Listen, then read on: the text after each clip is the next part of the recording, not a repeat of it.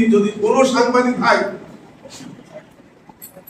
চৌরাস্তায় মনিহার সিনেমার পরে যদি আমাকে ওইখানে আবিষ্কার করতে পারেন 20 লাখ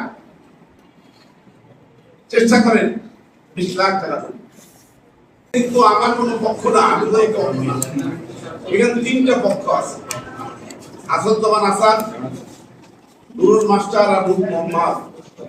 যে আমি খুব গরিব লোক ছিলাম, মনিয়াপুর যখন এসেছি তখন আমার বাড়িতে বাজার করে দিয়েছে।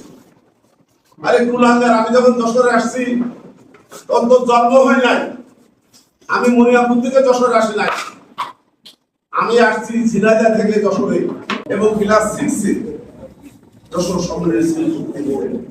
আমি মনিয়াপুর থেকে উঠে আসিনি, আমার বাড়িতে বাজার দেওয়ার ক্ষমতা ওর কারণ 14 বছর নাই। যারা খুনি পরিবার, যারা দখলদারি পরিবার,